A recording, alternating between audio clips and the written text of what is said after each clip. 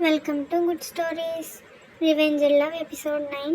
ఈ ఎపిసోడ్లో ఉదయం ఆఫీస్లో టెన్షన్ మరింత పెరిగింది. విచారణ టీం వచ్చింది.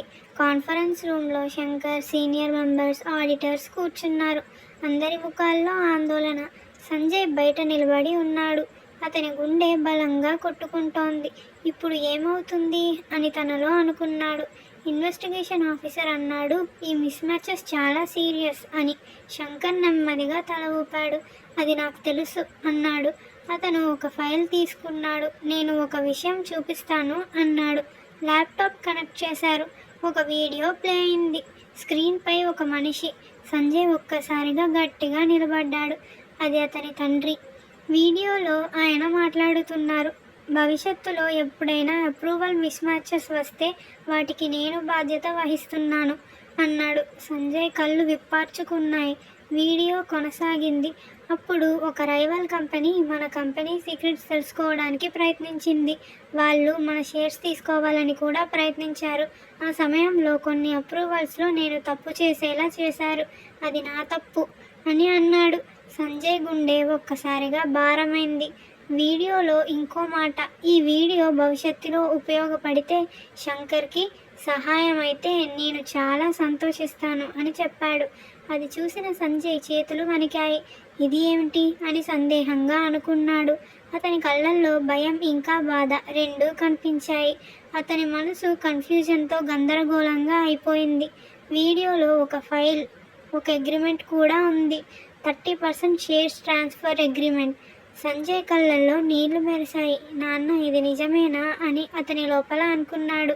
అతని మనసులో ఏదో విరిగిపోయింది.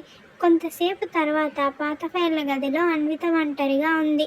ఆమె ఒక ఫైల్ తీస్తూ ఇనుప షెల్ఫ్కి తగిలింది. చిన్నగా డ్రెస్ చిరిగిపోయింది.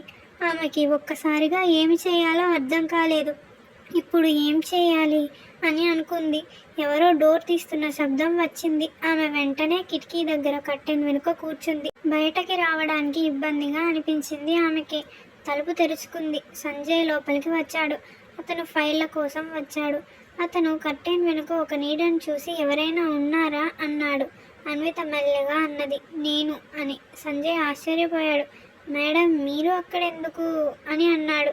ఆమె కొంచెం సంకోచంతో చెప్పింది, డ్రెస్ కొంచెం చీలిపోయింది అని. సంజయ్ ఒక క్షణం మౌనంగా ఉన్నాడు. అతను వెంటనే అర్థం చేసుకున్నాడు. ఒక్క నిమిషం అని అతను బయటికి వెళ్ళాడు. మేనేజర్ దగ్గరకు వెళ్ళి పర్మిషన్ తీసుకున్నాడు. అతను త్వరగా బయటికి వెళ్ళాడు. కొన్ని నిమిషాల్లో ఒక బ్యాగ్తో తిరిగి వచ్చాడు.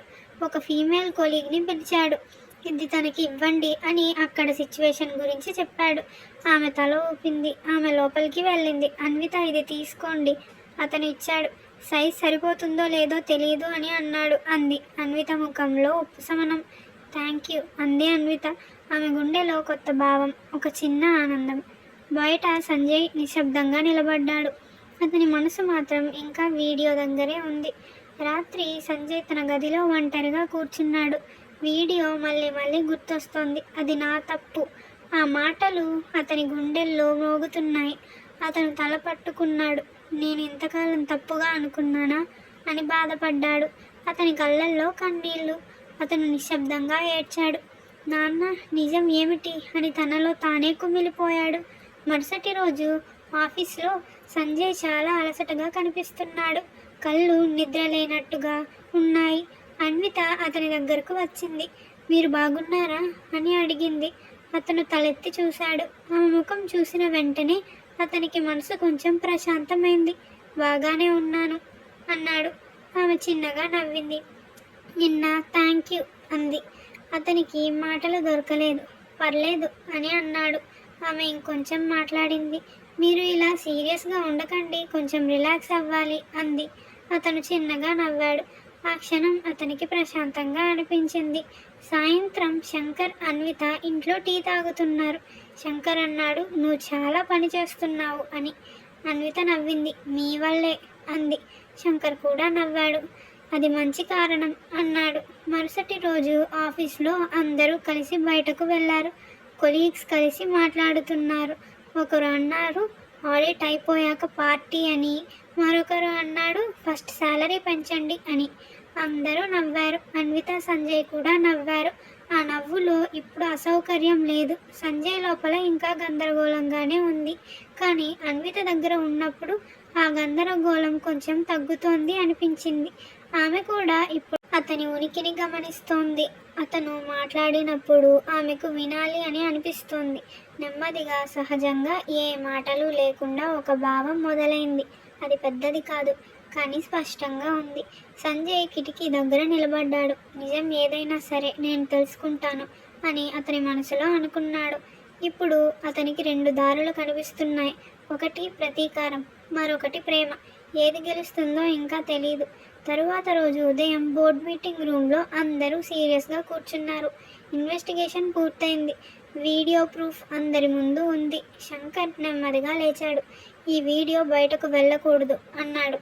అందరూ ఆశ్చర్యంగా చూశారు. సార్, ఇది కేస్కి ముఖ్యమైనది అని ఒక బోర్డు మెంబర్ అన్నాడు.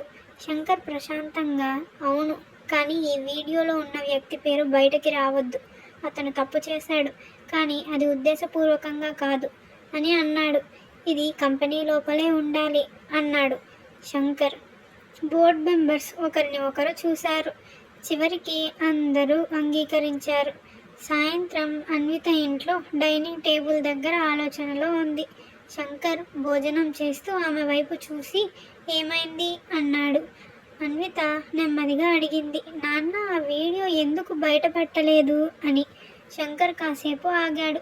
తర్వాత నెమ్మదిగా అన్నాడు, ఆ వ్యక్తి నా స్నేహితుడు అన్నాడు. అన్విత ఆశ్చర్యపోయింది. తప్పు చేశాడు, కానీ ఉద్దేశపూర్వకంగా కాదు అన్నాడు. ఆమె నిశ్శబ్దంగా వింటోంది. ఆ సమయంలో రైవల్ కంపెనీ అతన్ని మద్యం తాగించి మన కంపెనీ సీక్రెట్స్ చెప్పేలా చేశారు అన్నాడు. అన్విత కళ్ళు పెద్దవయ్యాయి. అది అతని తప్పు కాదు, పూర్తిగా. అతను బాధపడ్డాడు కూడా అన్నాడు. శంకర్ స్వరం మృదువైంది. స్నేహం అంటే తప్పు చేసినప్పుడు కూడా వదిలేయడం కాదు అన్నాడు. ఆ మాట అన్విత మనసులో నిలిచిపోయింది. మరుసటి రోజు ఆఫీస్లో సంజయ్ లోపలికి నడిచాడు. ముఖం బాగా అలసిపోయింది. కళ్ళు నిద్రలేకపోయినట్టుగా ఉన్నాయి. అన్విత వెంటనే గమనించింది. ఆమె దగ్గరకు వచ్చింది. సంజయ్ గారు, మీరు బాగున్నారా అంది. అతను కొంచెం నవ్వాడు. లేదు, బాగలేను అన్నాడు. ఆమె కాస్త ఆందోళనగా చూసింది. ఏమైంది అంది. అతను కొన్ని క్షణాలు ఆగి, కొన్ని పర్సనల్ విషయాలు అని అన్నాడు. మనసుకు చాలా భారంగా ఉన్నాయి అన్నాడు. అన్విత ఏమీ మాట్లాడలేదు. ఆమె కళ్ళల్లో శ్రద్ధ ఉంది. మధ్యాహ్నం కాఫీ మిషన్ దగ్గర సంజయ్ ఒంటరిగా నిలబడ్డాడు. చేతిలో కప్పు. కళ్ళు ఎక్కడో దూరంగా చూస్తున్నాయి. వీడియో మాటలు మళ్ళీ మళ్ళీ వినిపిస్తున్నాయి. అది నా తప్పు అని మళ్ళీ మళ్ళీ గుర్తొస్తోంది. అతని చేతి వణికింది. ఒక్కసారిగా అతని కళ్ళు తిరిగాయి. అతను నేలపై కుప్పకూలిపోయాడు. సంజయ్ అని అన్విత పరిగెత్తుకు వచ్చింది. ఇంకా 2 కొలీగ్స్ కూడా వచ్చారు. వాళ్ళు అందరూ కలిసి అతన్ని లేపారు. హాస్పిటల్కి తీసుకువెళ్ళాలి అన్నారు. కొన్ని నిమిషాలు అతను హాస్పిటల్ బెడ్ మీద ఉన్నాడు. డాక్టర్ చెక్ చేశారు. జ్వరం, అలసట, మెంటల్ స్ట్రెస్ అన్నాడు. అన్విత అతని పక్కనే కూర్చుంది. మిగతా 2 కొలీగ్స్ ఆఫీస్కి తిరిగి వెళ్ళారు. గది నిశ్శబ్దంగా ఉంది. సంజయ్ ఇంకా స్పృహలో లేడు. అతని చేతులు కొంచెం కదిలాయి. అతను మెల్లగా మాట్లాడడం మొదలుపెట్టాడు. నాన్న, వెళ్ళకు వెళ్ళకు అని అన్నాడు. అన్విత ఒక్కసారిగా అతన్ని చూసింది. నాన్న, నన్ను వదిలిపెట్టకు అన్నాడు. ఆమె గుండె వేగంగా కొట్టుకుంది. ఆమె నెమ్మదిగా అతని చేతిని పట్టుకుంది. అన్నీ బాగానే ఉన్నాయి అని మృదువుగా. ఏమీ కాదు అంది. ఆమె స్వరం చాలా శాంతంగా ఉంది. కొన్ని నిమిషాల తర్వాత సంజయ్ కళ్ళు తెరిచాడు. అతను గందరగోళంగా చూశాడు. నేను ఇక్కడ ఎందుకు అని అడిగాడు. అన్విత నెమ్మదిగా చెప్పింది. మీరు కాఫీ మెషిన్ దగ్గర కుప్పకూలిపోయారు అంది. అతను కళ్ళు మూసుకున్నాడు. క్షమించండి అన్నాడు. అది ఎందుకు అంది అన్విత. మీకు ఇబ్బంది పెట్టాను అన్నాడు. అన్విత చిన్నగా నవ్వింది. ఇది ఇబ్బంది కాదు అంది. కొన్ని క్షణాలు నిశ్శబ్దం. ఇవాళ ఆఫీస్కు రాకండి, ఇంటికి వెళ్ళి ప్రశాంతంగా విశ్రాంతి తీసుకోండి అంది అన్విత. సంజయ్ తల ఊపాడు. రాత్రి అన్విత తన గదిలో ఆమె బెడ్ మీద కూర్చుంది. సంజయ్ మాటలు గుర్తొస్తున్నాయి. నాన్న, వెళ్ళిపోకండి అనే మాట ఆమె ఆలోచించింది. అతను చాలా బాధపడ్డాడేమో, అతని గతం ఎలా ఉండి ఉంటుందో అని ఆలోచించింది. ఆమె గుండెల్లో ఒక నొప్పి. మరోవైపు సంజయ్ తన గదిలో తన చేతిలో తండ్రి పాత షర్టు పట్టుకున్నాడు. అతను దాన్ని గట్టిగా పట్టుకుని ఏడుస్తున్నాడు. కన్నీళ్లు ఆగడం లేదు. నాన్న, నేను తప్పు చేశానా అని అనుకున్నాడు. వీడియో మాటలు మళ్ళీ వినిపిస్తున్నాయి. అది నా తప్పు అని సంజయ్ నిశ్శబ్దంగా ఏడ్చాడు. అలా ఏడుస్తూనే నిద్రపోయాడు. మరుసటి రోజు ఆఫీస్లో సంజయ్ నెమ్మదిగా లోపలికి వచ్చాడు. అన్విత దగ్గరికి వెళ్ళాడు. మేడం అన్నాడు. ఆమె తలెత్తి చూసింది. నాకు 1 వారం సెలవు కావాలి అన్నాడు. ఆమె కాసేపు చూసి అవును తీసుకోండి అంది. అతను నెమ్మదిగా అన్నాడు. తిరిగి వచ్చాక నేను పూర్తిగా పని మీద దృష్టి పెడతాను, మీకు ఇబ్బంది కలగదు అన్నాడు. కొన్ని క్షణాలు ఆగి నిన్నటి కోసం ధన్యవాదాలు అని అన్నాడు. అన్విత చిన్నగా నవ్వింది. జాగ్రత్తగా ఉండండి అంది. సంజయ్ తల ఊపాడు. అతను బయటికి నడిచాడు. కానీ అతను వెళ్లే ముందు ఒకసారి వెనక్కి తిరిగి చూశాడు.